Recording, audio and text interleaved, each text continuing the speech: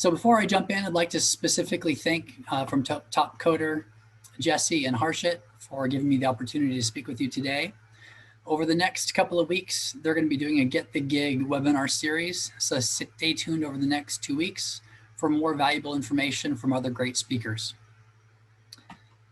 So congratulations on being here today. You made it. And so at this very moment, thank you. At this very moment, you're on your own little personal choose your own adventure story. And you've made choices that brought you here today, whether that be on September 17th or at some point in the future. So thank you for coming. You're in the right place at the right time, watching this video or joining us for this webinar. Maybe for one of you or two of you, you'll look back as something that you learned from today or from this video, and it lights something within you. It changes your tact on your career success, and that spark turns into a wildfire of success. If that's you and something that I shared today made a big difference in your career search or helped you get a job, let me know, whether that be a couple of years from now or a decade from now. Don't wait too long. Go ahead and share that with me. I'd love to hear from you and genuinely want to hear about your impressive story and successes that have come from some of what we shared today. So you are invited to connect. I have a Twitter and a Facebook under the name of Jaz Speaker. So you can track me down and you're welcome to reach out to me if you have questions or something you want to chat about. Also on LinkedIn with my professional profile of my name. If you are sending a LinkedIn invite, please include a note about watching the video. Otherwise, I may not accept your link invitation. But if you did watch the video, just send me a little note saying, hey, saw you on the video and I'd like to connect. I'm glad to accept your connection. So today we're going to be reviewing 7 topics about how to get the gig. The first one is how to start your job search. The second is targeting your resume based on the job type. And that's going to be industry specific resumes. Where to focus your efforts, pursuing your primary opportunities, some interviewing advice, what to do when you're approaching your job offer, and also other important considerations for accepting gig work. But first, I'm going to take the next about 3 minutes to give you a 30-year summary of my career and then tell you why. So that's about 1 minute of inspiration for every 10 years of my work experience. So this is going to be a fast forward view. On this day in 1990, I was 18 years old in one day. So I do remember my 18th birthday. I was over in Hawaii, attending the University of Hawaii. It was my first year of college. This is my general education year. I was pursuing theater, singing, communications, Spanish, some other classes I don't want to talk about. I was doing odd jobs to pay the bills, bussing tables, delivering pizzas, taking tourist photos in restaurants. I had to learn some Japanese for tourist photos, so I know about 45 seconds of Japanese. I'll save that one for later, but Minasama konbawa was the beginning. Usually it's good evening, everyone. I learned about negative income pretty quickly. Living in Hawaii was expensive, and even though I was working all the time, I really didn't make enough money to live, work, and pay for school. So I came back to Southern California, which now I know is expensive, but as a kid, when it's where you're from, it was less expensive than Hawaii. So I went back to school again, continued at Fullerton College, and I was going door to door, working for the LA Times, selling something called a newspaper subscription. Look it up, Google it. It used to exist. People actually paid to receive daily newspapers at their house. And so I was the person knocking on your door, trying to convince you that you really needed this newspaper. So coincidence, circumstance, and diligence led to my first real job. I was doing marketing and sales and training for a small computer software company in Southern California. Our clients were primarily municipal government client cities. I was doing that part-time and going to school full-time at Fullerton College. And my boss convinced me, hey, why go to college and then start a job? Why don't you start your job right now? I want you full-time. So with not much arm twisting, I accepted his opportunity and I flopped from full-time school to full-time work and continued part-time in the evenings. And then suddenly work was all I was doing. So I stopped going to school before I finished. After a couple of years, I realized I really needed to finish up my degree. So I went back to school in the evenings at University of Phoenix.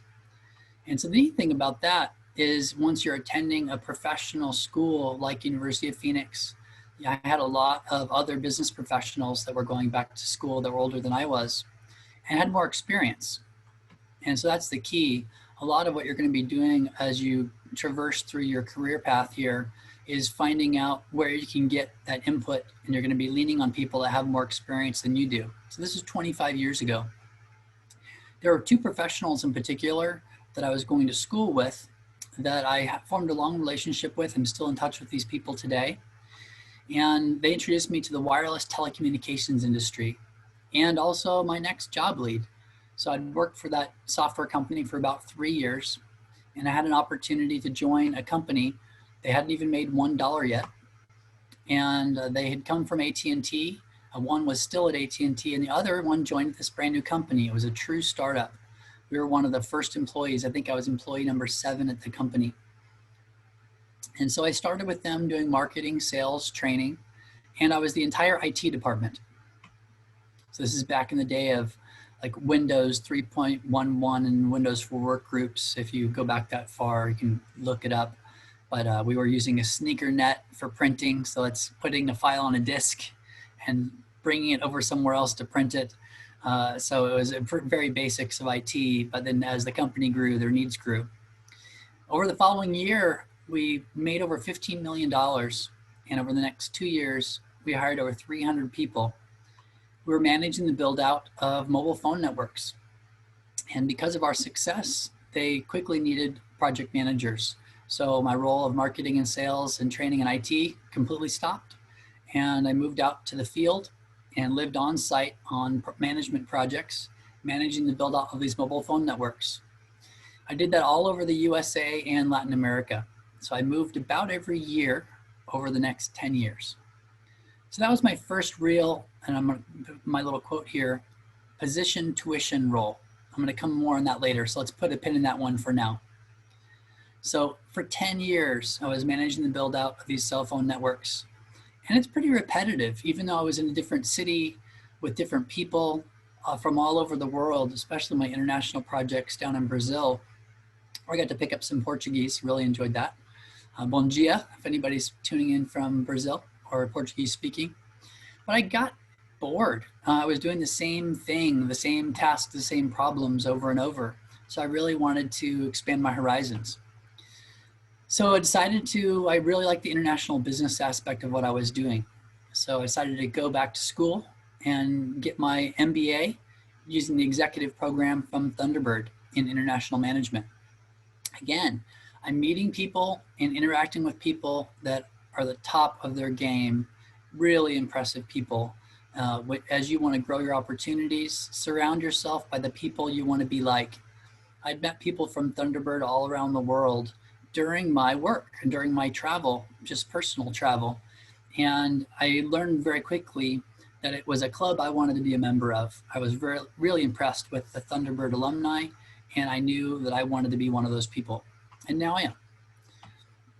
While I was going to Thunderbird, the funny part was I learned very quickly I didn't have the time to do my telecommunications industry job, because to really get out what you want to get out of your job, of your MBA, you have to have more time than I had based on the career. So while at school, there was a job fair. American Express was there, and I landed a job at American Express.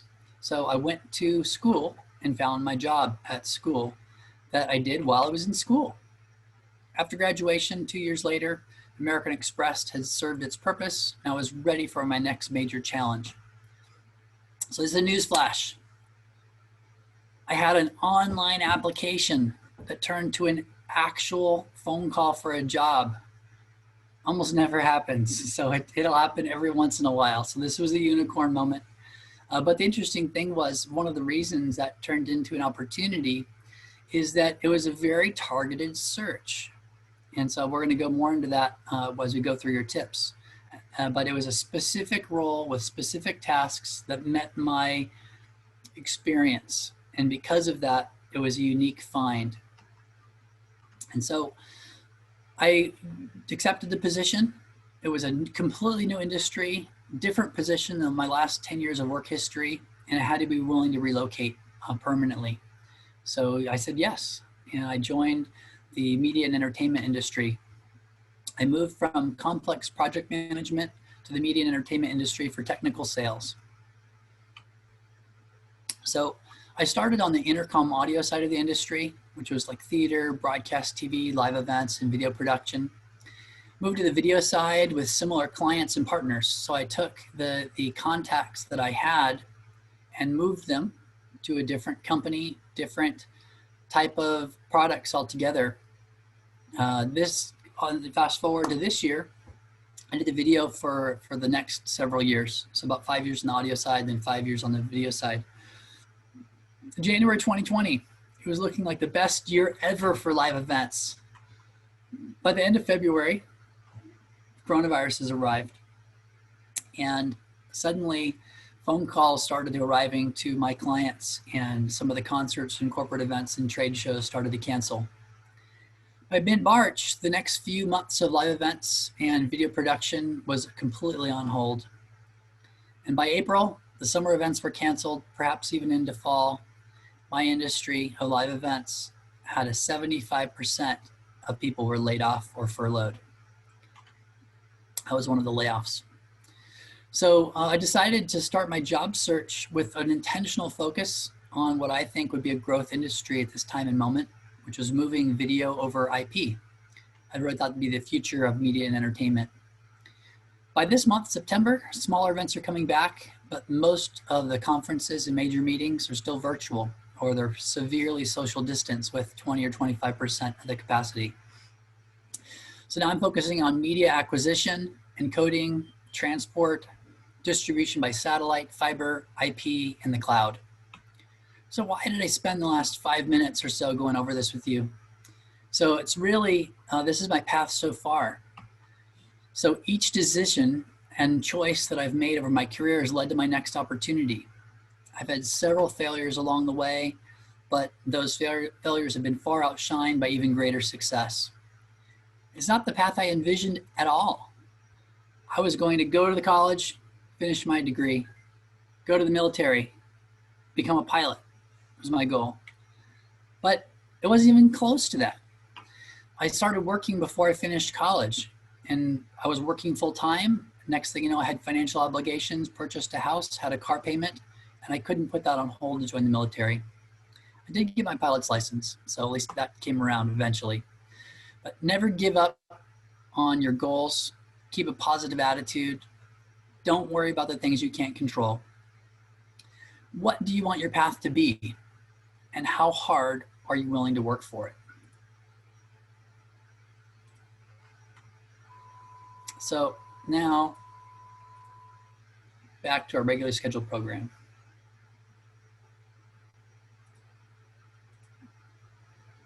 How to start your job search.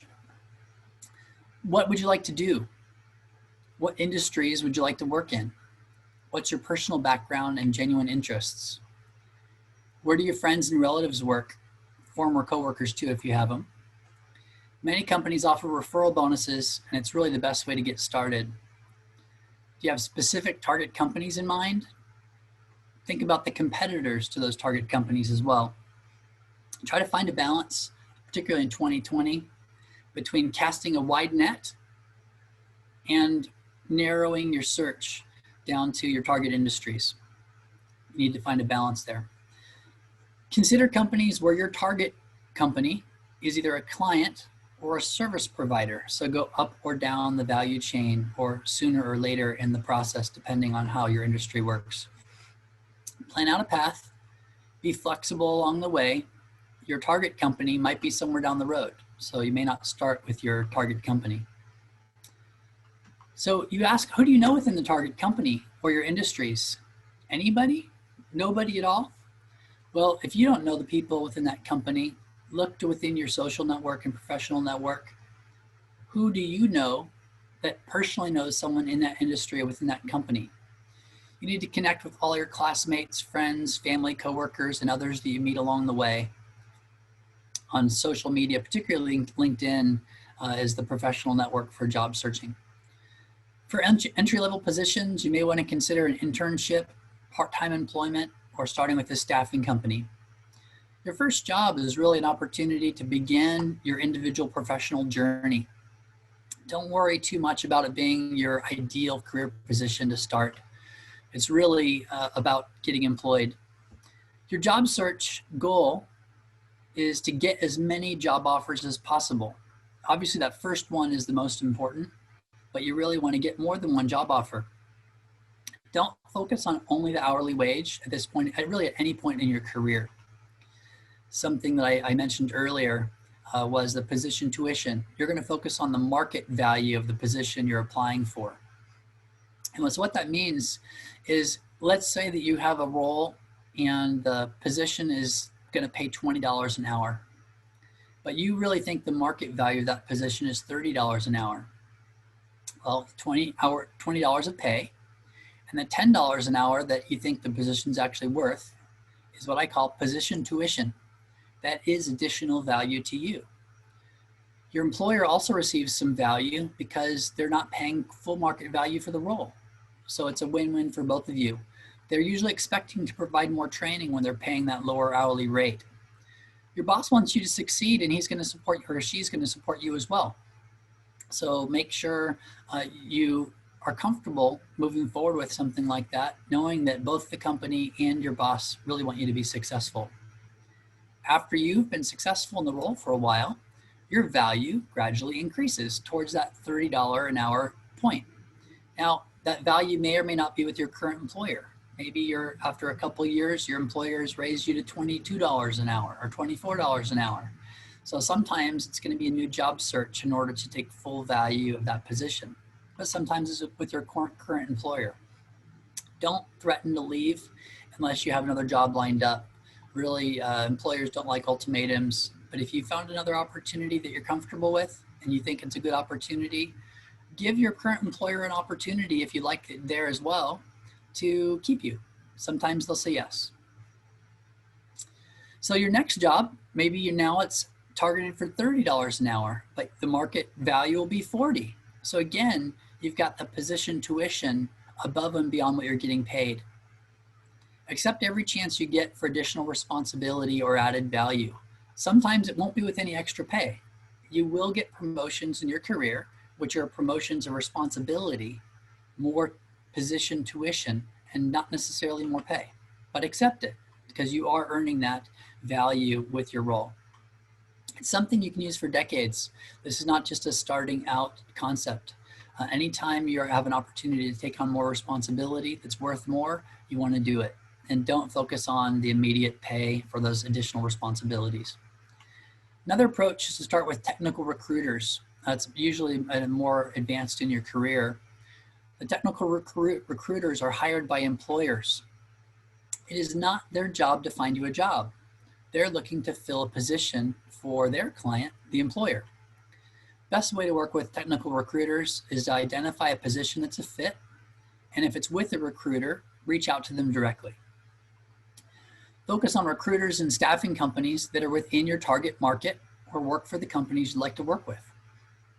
Don't close the door on any opportunities.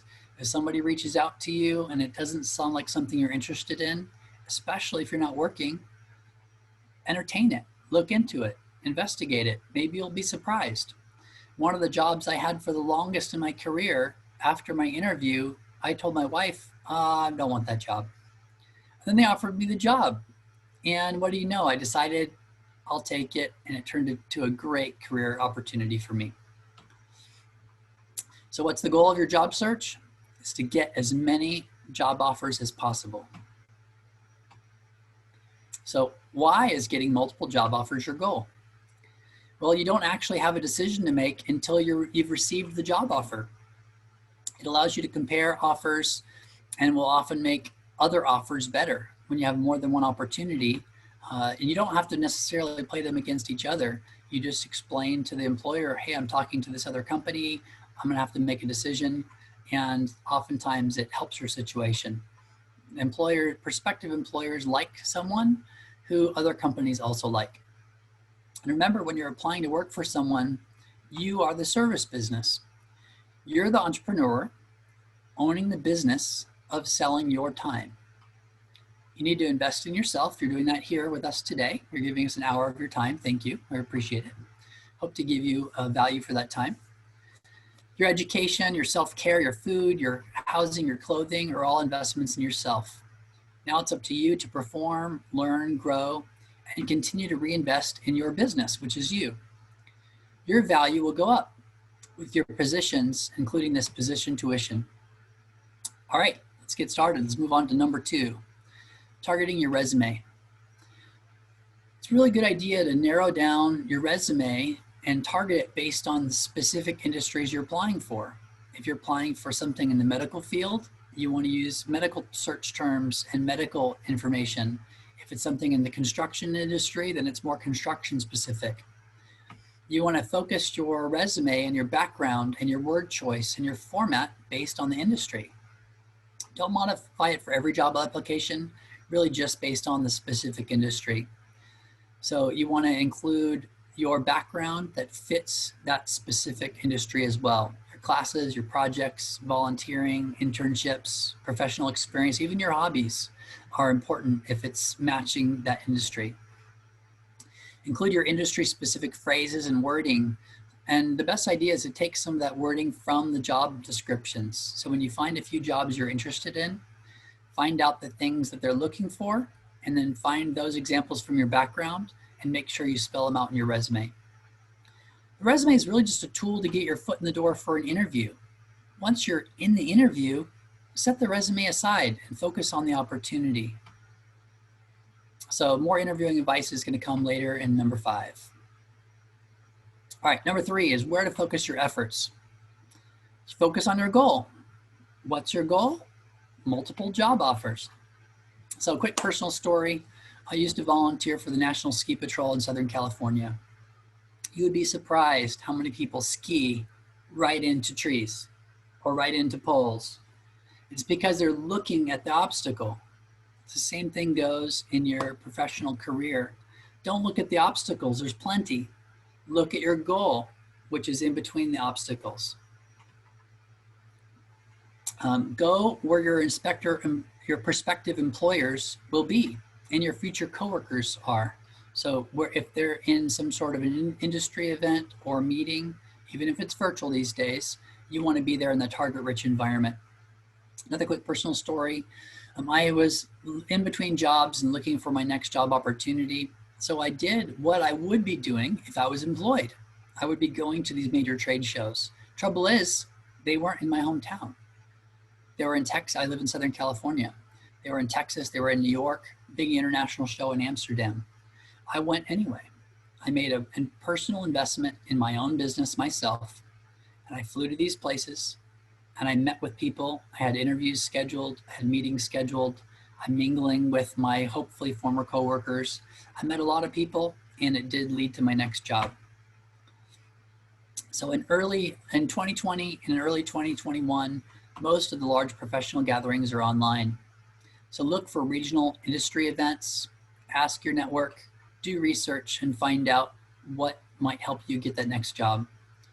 A lot of the events that used to charge to go in person, since they've gone online, are free, but some are still charging. Even for the events that are charging, oftentimes they can be free with a discount code. Investigate the major sponsors for the events. That oftentimes can give you a discount code. Check out their websites.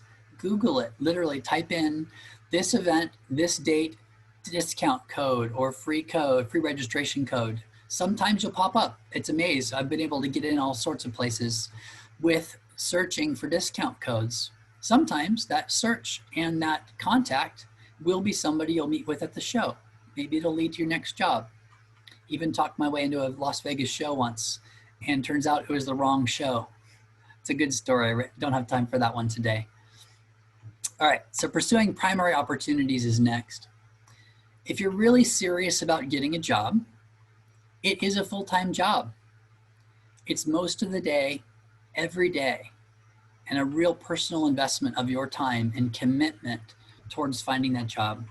You need to get up, get ready, get started, complete tasks, and be relentless.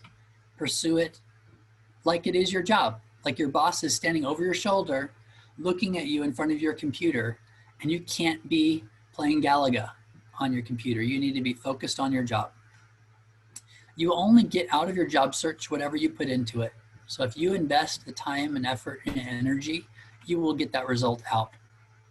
Once you've identified your primary jobs, you want to create job-specific strategic plans. So if you found 2 or 3 or 4 or 10 positions you think are a great fit for your background, you need to come up with a plan to pursue those opportunities. Do your research about the companies. Confirm who you know or what your strategy is to get in with that company. Keep detailed notes about each company and position in an organized manner. You can go analog with a pen or paper and a notebook, do it in some sort of a computer document or spreadsheet. Create a relational database if you'd like, but whatever you need to do to keep this information together. Dig deep with your personal contacts and call in all of the favors that are owed to you to find those contacts. So you're going to investigate every potential job lead. Some will be dead ends, some will be expressways. So in this latest round of job search, when the events industry was completely decimated, I followed this process. So that's one of the reasons that led me to really wanting to share this with you is I've been through this before and it's worked for me. It's been a successful process to find that next job. You need to start with the general approach. What would you like to do? Where do you think the opportunity is in the current job market? You need to target your search. You need to focus your efforts. And now we're in the pursuing your primary opportunities. Once you have that primary opportunity and you don't have any contacts, what's next? So you need to come up with your strategy on how look within the structure of the company to figure out how you're going to get in. Sometimes it's going to be the company before or the company after in the value chain. So maybe your contact isn't at your desired company, but it's at a company tangential to it.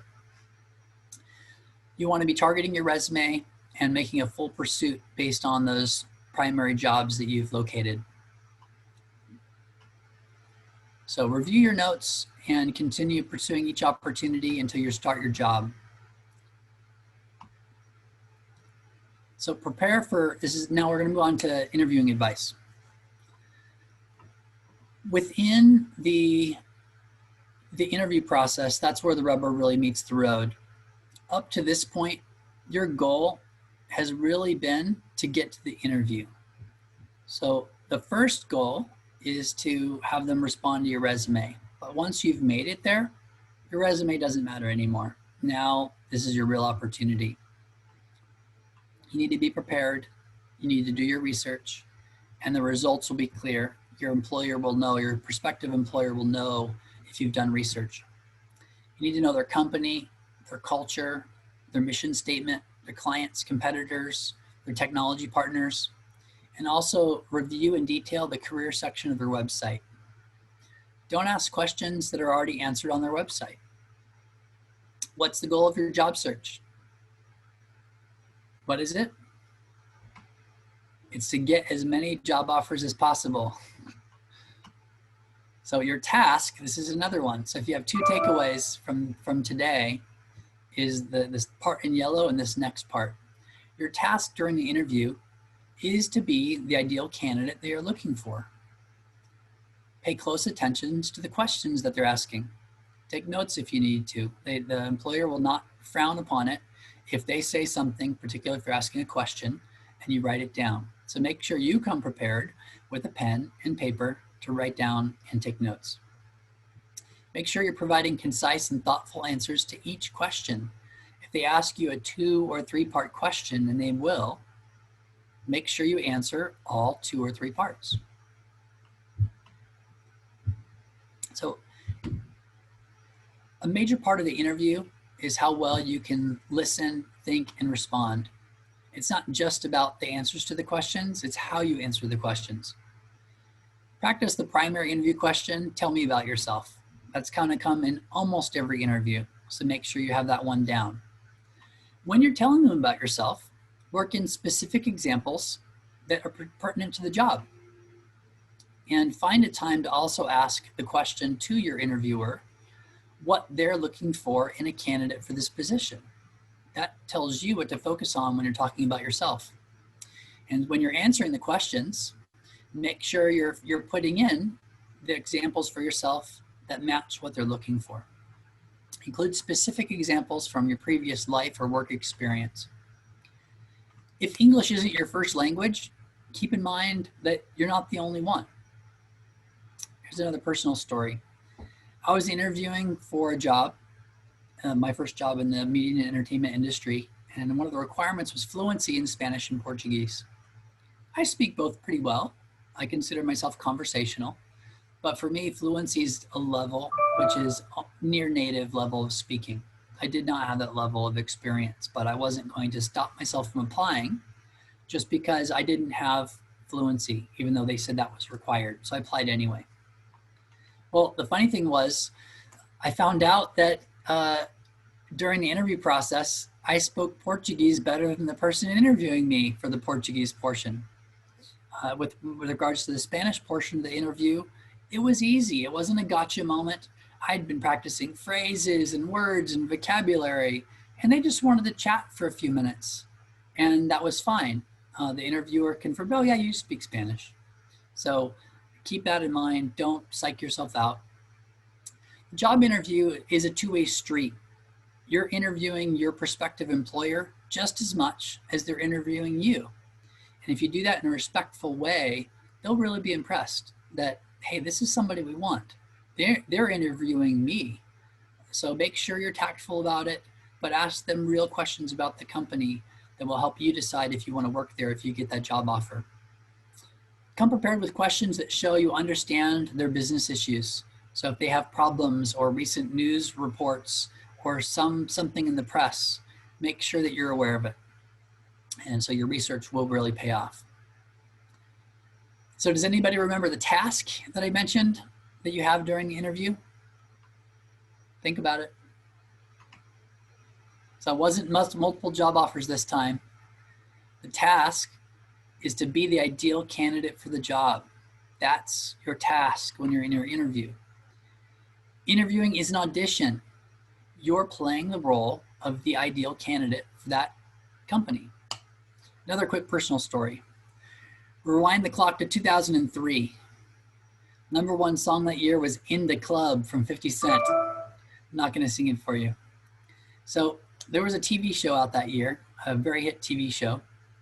Happened to have the host of our current president of the United States, Donald Trump. The TV show was called The Apprentice. When it came out, I knew that's what I wanted to be on that show. What a great opportunity. So I had the feeling that that guy was going to go places, and I really wanted to do something for him. And so I tried out for the show the following year, San Diego, and the following year in Hollywood, and the following year in Phoenix, Arizona. By the 4th season, I figured out that it wasn't really an interview. It was an audition. Of course, it's a TV show. Well, and I did make callbacks that year. So the tactic worked. I made it past the first round. Unfortunately, I wasn't prepared for the next round. So my opportunity for The Apprentice ended right there. But your work interview is an audition. So by using this point of view, you can be the best candidate for the position. Your task is to figure out what they're looking for and to be that candidate. Method acting is a concept where you use your personal experiences and make that part of your role in the acting world. It's the same thing when you're looking for a job. Your task is to take your personal experiences and apply them how they work for the job you're applying for. So it's not pretending to be someone else like an actor. Your goal is to become their employee. So once you figure out what they're looking for, and if you can reach into your background and it is a match, make sure you focus on those qualities and those skills and be that candidate they're looking for. All right, so we're going to shift gears and talk about the current environment in 2020 for interviewing. It's unlike any other. It's never been this way. So we're in the midst of a global pandemic. For those of you that are watching after 2020, we're still in the thick of it. Very little business travels happening. Business travel's down like 85%. It was down even further a month or two ago. In-person interviews are now few and far between. So unfortunately, you don't have the advantage of some of the in-person interaction that you'd get from someone. So you need to practice on your computer with friends or family, or even doing those interviews for jobs that you really aren't interested in. Still do it. If you have an opportunity for an interview, do it. The practice or something you learned from this interview, maybe what makes a difference for your next job. So another quick personal story. So the interview process for my current position that I have, it just started a month ago, was completely online. I have not met my boss or his boss in person. It was all over the computer or the phone. I don't know when I'm going to be able to meet my coworkers. We're all working remotely. And so this is a unique time where you can be hired for even an executive level position without physically going into the office. So you need to be prepared. So be ready for your audition, for your interview. Make sure your set is ready. Your hair, your makeup, your lighting, your script. You need to be prepared for this very moment. Confirm your computer's working, your camera's working, your microphone's working, your software is updated. Test it before your interview. Make sure you arrive at least 5 minutes early. Allow for delays.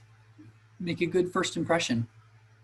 So for me, another quick personal story on this lesson. I've learned this lesson the hard way. This isn't just, hey, I thought about this and wouldn't it be great to avoid these problems? I've had these problems. So 4 years ago, I was on a vacation down in Brazil with my family for the Olympics. 2 weeks before my vacation, my position ended with my previous employer. So I was on the job hunt while I was down in Brazil. Well, somebody wanted an interview the week I was on vacation. I didn't say no. I said yes. I brought my computer. I made sure I had internet connectivity, and I thought I was ready to go. What I hadn't tested on that computer in that space was the camera arrangement. So unfortunately, sometimes there's a camera on the front, sometimes there's a camera on the back. When I got logged in, it was using the other side of the camera on this tablet. So he couldn't see me and me watch him at the same time. The interview was already going. I didn't have a chance to figure it out or troubleshoot it at that moment. So I flipped around the computer so he could at least see me. But unfortunately, I lost the opportunity to see him. So I lost that connection. I wasn't with the interviewer.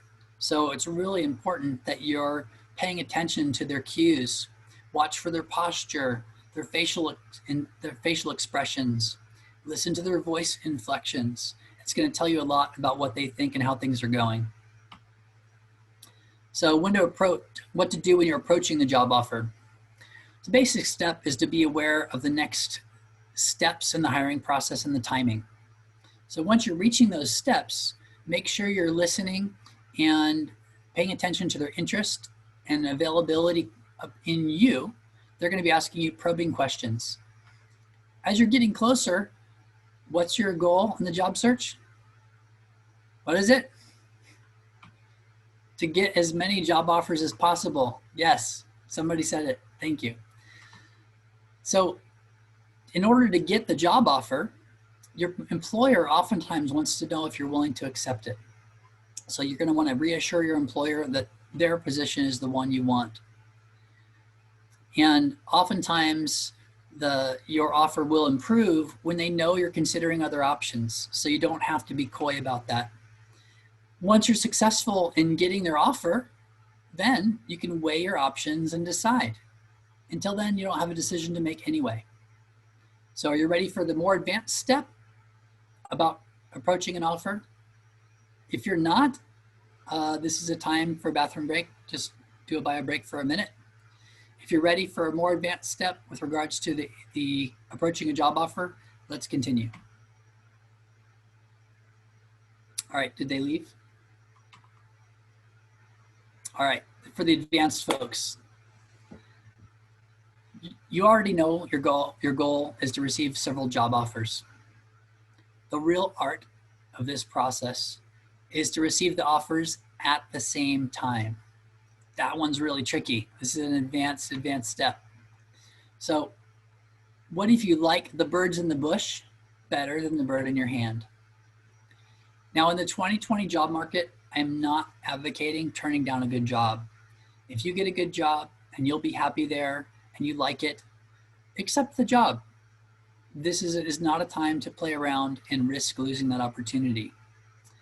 But if you really like those two birds in the bush better than that bird you have in your hand, here's how you would consider it. So you've got this bird in your hand. It's a little bird, not a great bird. And you see these two juicy, amazing birds in the bush. And you think you've got a pretty good chance. But you're at that point where this offer is going to expire. What do you do? So if at all possible, try to get a verbal commitment. Hear from the hiring manager for one of those birds in the bush that they've already picked you, and it's just a formalized process. It's exactly where I was 60 days ago. So I turned down a job offer with a great company, good job, really good hiring manager, great colleagues. But I had a verbal from one of those birds in the bush, so I decided to risk it and let that first bird go. So the funny thing is, at that point is when you reach out to your other opportunities and the ones you're already interviewing with. And if they're close, you let them know, hey, I need to make a decision here on this other opportunity. And sometimes that will speed them along if they can. Some employers can, some employers just can't. So in parentheses there, it says horse race goal. So your job search is like a horse race. All the different jobs are the horses. When the gates open, every position has a chance. Whatever that front horse is the horse where the offer's coming first. If you're on that front horse and an offer's about to come, you really want it to be a photo finish. You want those other job offers to come at the same time. So this is where the art comes in. If you're close on a couple other jobs, that's where on offer number one, you linger just a little bit. If they're scheduling final interviews or doing whatever that final step is, and they say, hey, what's your availability next week? Make it Wednesday or Thursday instead of Monday morning at 8 o'clock. That gives you a couple more days to get those other opportunities just a little bit further along and pull them forward. So your goal is going to be to continue on horse one, just don't be in a hurry. Horses 2 and 3, you really want to bring them forward. In both this job search and my previous job search from a couple years ago, I had a last minute change where that horse 2 or 3 that wasn't even in the race when I started on horse 1 was the final winner. I had a job offer in my hand and I saw one of the other companies as a better opportunity. I focused on that better opportunity and moved it forward, got the job offer and accepted the job. So if you play it right, you will have multiple offers at the same time to choose from. All right, we can invite those other people back into the room. Go ahead, come on back. All right, some important considerations in the gig market. Are you looking for an internship, a part-time position, full-time job, or even multiple jobs? What's most important to you at this stage of your career? It changes. Are you camping? Are you climbing? Are you just looking for a paycheck? Are you looking for a company you want to be with for a long time? How fast, are you looking for how fast the job starts? Are you just focused on how much it will make? How long the position will last. Is this a longevity position where most of the people have been there for 10 or 20 or plus years? Is it about medical benefits for you and your family? Is paid vacation time important? What about a matching 401k retirement plan or stock options? Upward mobility. Are you planning on joining this company and climbing the ladder in positions, or do you just want to get a job and do it? What's the reputation of the company? What's the financial situation of the company? This is really important. You could join a company that's out of business in 6 months. What are their opportunities in the industry for your employer? You really want to maximize your position tuition. Is that really what you're looking for? Are you going to get a job that's worth $40 an hour, but you're only going to get paid $20? There's value there as well. It's most likely a combination of all these different items. But it's important for you to understand what's important for you. So as you are weighing your option between multiple opportunities, you can pick the right one. Once you accept a position and you begin working from them, you're very busy. So you don't have time to do this game anymore. When you're in the role, if you've just taken a position because you need a paycheck, are you going to be considering other positions? That helps to tell you whether or not you really want the job or not. Once you're in a role that you really like and it's a good fit, when somebody calls you or emails you and says, are you interested in talking about another position? The answer will be no. If you're happy where you are, you like the company, you like the opportunities, you don't even want to hear about those other roles. So personal story. This is the most recent occurrence just here from May. When I was laid off, I was the top salesperson and my job ended. One of the other people that got furloughed was the longest person with the company. He'd been with the company for 34 years. At the end of his furlough, which was a couple weeks ago on September 1st, he got laid off. So it really doesn't matter if you're the top salesperson or you've been there the longest. Companies do what they have to do. Business is business. So another really quick personal story, back to back, lucky you. Which job do you apply for? Sometimes within a company, you'll have more than one job to apply for. So fit the one that matches your experience the best. Sometimes you may have an opportunity, let's say position 1 at this company matches your experience better. But position 2 is the one you really want. In the interview process, communicate that. If they've called you about position 1, maybe they're having a difficult time filling position 2. And after you start, maybe position 2 is something you can have. So make sure you're paying attention to the opportunities as you're applying for a job, but you don't forget about that once you're within the company. All right. So for some employers, you may be more attractive as a candidate if you're employed. So having a job for some companies and some interviewers is favorable versus somebody that's unemployed. So keep that in mind in your job search as well. Make sure you read your employment agreements. Don't just sign it because it's a long document. You can ask for it before you accept the role as well. Some employment agreements have non-compete clauses that might restrict you from future opportunities in your industry or even with the clients. It's very important to understand those documents. Within the USA, if you're working as an independent contractor and paid with a 1099 form, you need to be aware of the tax implications to avoid a tax day surprise. Make sure you're saving about 30%. I'm not giving you tax advice. Save about 1/3 of what's coming in for your taxes. I have many people I've worked with over the years that owe a lot of money to Uncle Sam because they were paid as a contractor and they spent their money. It's not all yours. Some of it belongs to the government. Sometimes you need to accept a job to pay the bills while you are keeping an eye out for better opportunities. Don't lose the sight of the fact that your better opportunity might be with your current employer. So keep your options open. Don't just look externally, look internally within the company as well. Oftentimes companies want to hire from within. Some companies have a 6-month or 12-month rule to apply for other jobs, but make sure if you're looking for other opportunities, don't forget to look within your current company. So that was a really quick overview. We've burned away most of the hour. We could have spent a lot of time on any of these topics. I'd like you to continue to learn, grow, and share freely with others the information you're collecting that really makes you better as you're sharing it and teaching others. And so today we talked about these 7 topics: how to start your job search, targeting your resume based on the job type, where to focus your efforts, pursuing the primary opportunities, interviewing advice, it's a good one, what to do when you're approaching your job offer, and important considerations about accepting gig work. All right, now, what is the goal of your job search? To get as many job offers as possible. Yes, you can do it. Try to get more than one. And the second one, again, that your task when you're interviewing for a job is to be the candidate they're looking for.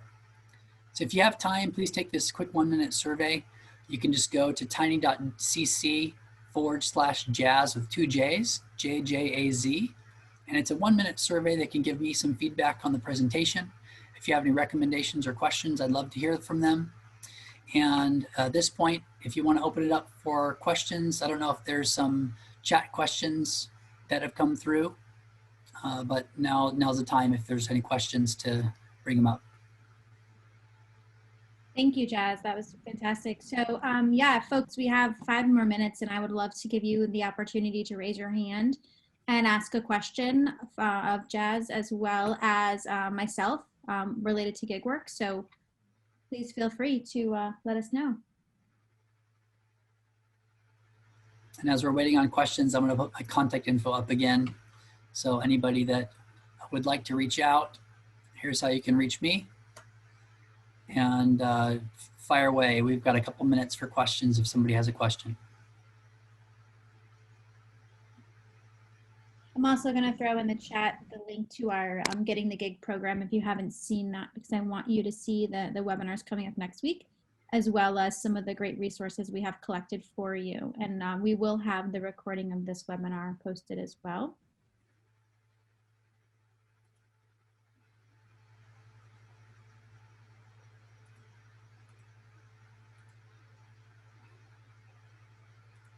One other thing that is also important to note is if you have more feedback for us about these kind of engagements with you, let me know. I'm happy to schedule more webinars like this or more things that maybe you would like access to. So if you have ideas, I'll throw my email right in the chat as well. Feel free to email me at any time if you come up with any ideas or things that you would like to see. I think it's important as we're going through this pandemic that we all help each other out, and Topcoder wants to be there for our members. So let me know how I can help you. When somebody asked for me to post the LinkedIn, I've got a shortcut for that one as well. So if you go to tiny.cc/JLA for Jazz LinkedIn, that's the way where you go for my LinkedIn profile. And then with regards to the survey, it's tiny.cc/jazz with 2 J's. So if you go to either of those websites, the first one is my LinkedIn, and the second one is the link for the survey. So, and then you can find me on Twitter and Facebook under Jazz Speaker.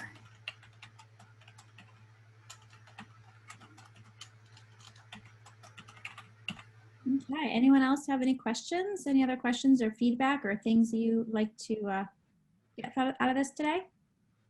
Oh, and so, gracias, Rafael. Buena suerte en todo. Glad you got some motivation from it. Really appreciate the feedback.